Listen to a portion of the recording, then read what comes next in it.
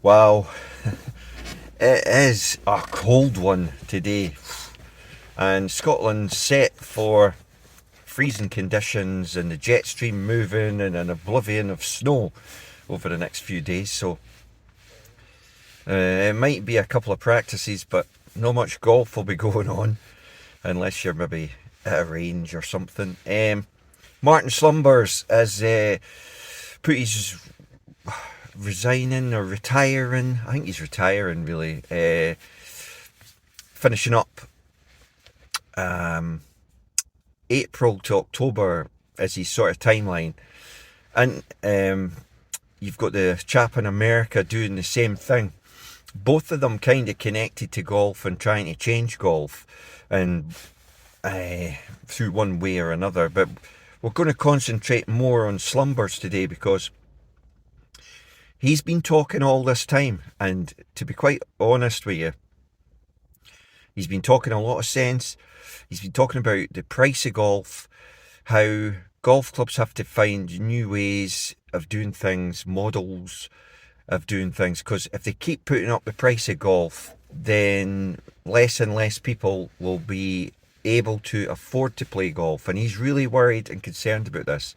Grassroots golf and getting new players into the game, if it's so expensive, even just to turn up and get a bounce, game, right? And we'll get to this, right? Because there's evidence to suggest that we've already reached the tipping point. And Slumbers, I think, is almost got to the point now where I think he's fed up battering his head against a brick wall, because all these clubs just keep raising their green fees, and they're making profit, and they're still raising their green fees, and we're in the middle of inflation, mortgages going through the roof, utility bills going through the roof, food going through the roof. People are prepared to give up some stuff, but one thing people 9 times out of 10 aren't prepared to give up is a holiday, because if they are working, and the two of them, maybe two of you in a relationship, really working hard, the one thing you can do to give yourself a break from it all, or something to look forward to, is have like a week or 2 weeks holiday booked somewhere, and you just know that you're going to get away for that, and in the sun, right? And I know, the basics, but the thing is, when golf gets pushed to the point where, well, I can't afford the basics, then you've got a problem. Now, where have we got this information from? Well, the tipping point information is there for all to see. So memberships have become really, really quite expensive. And even the days of what they used to call nomad golfers are few and far between now, because to leave a club and go to another club now costs you a lot of money. Like it didn't before. You could be fed up with one club and you could move to the next club and it would relatively be about the same. A lot of clubs have dropped retainers, but most big clubs have still got a retainer, i.e. like a membership joining fee on top of your subscription. So it can be £1,000, £2,000, £1,800. The reason for that is that they've still got relative demand. But the tipping point figures suggest that that is not there anymore. Now, if you are a golfer in Scotland, England, Ireland, Wales, comment below if you're in the States. Is this the same? Right, all these great clubs, the ones that I rock on about, Leven, Links, Ladybank, Glenbervie, Gullen, St Andrews, the list is endless. Carnoustie, Muirfield, maybe not so much Muirfield, Turnberry. I think Turnberry has an open. Yes, opens. Over the last 5 years, the price of opens to play has varied, but in general, the price to play an open competition where you can just rock up and play and have a chance of winning something, averages between, it used to be 12 quid, most you'd pay 20 quid.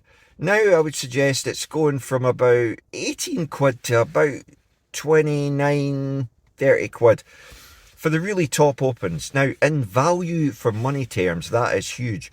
But the tipping point is now here, because over the last 5 years, if you do not get your name in January, right, for the Open that's about to be played in July or August or wherever, you won't get in. It's oversubscribed, full to capacity. You will go on a waiting list. If someone pulls out, then they'll let you know that you can get in. Now,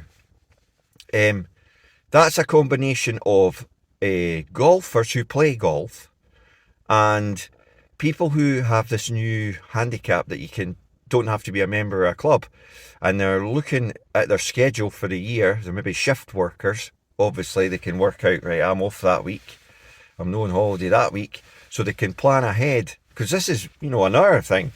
A lot of people don't have the ability to plan ahead in January to say that on the 15th of July, I'm not going to be working and nothing's going to be happening. But they're booking their golf anyway. Because if you go to any of those aforementioned clubs to get a game and just pay on the day or with your 4-ball, you will be a minimum of 300, 400 quid upwards. Or if it's one round, one player, which, let's face it, isn't very fun. It's not exactly exciting to play on your own, especially around a big 18-hole golf course. You're talking, 90, 150. I mean, right? But these clubs cannot see, and I think this is where Martin Slumbers got just so dejected with it all. They cannot get their heads around the costing model any other way than to put their prices up all the time. And there's, pressures on everybody. But when a club is raking it in on all sides, and a few clubs are raking it in on the match and handicap side and holding back, 6 or 7 grand every year, it does make you wonder what is going on in golf. And their argument, the club's argument for this, all the clubs, we need it for a rainy day. But as the R&A and the USGA are suggesting, the rainy day that they're talking about is not just a day, it's going to be like 10 years. That ain't covering you for 10 years.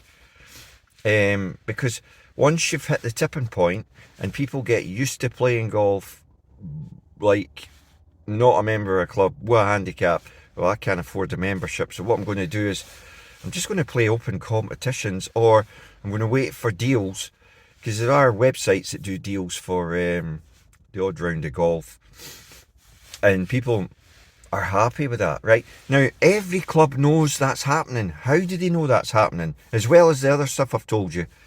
Their visiting numbers are through the roof. Every club's visitors are through the roof. So everybody knows the facts. Head in the sand, ignoring it, thinking it'll go away is not the answer. Anyway, thanks for watching, because I want to keep this under 10 minutes, because I know a lot of you didn't want to hear all this negative stuff. But it's facts of golf, so thanks for watching, and hopefully the weather, the snow, everything stays away. But snow, it's meant to be snowing, so it is a very snowy looking sky. So thanks for watching and supporting the channel. Bye now.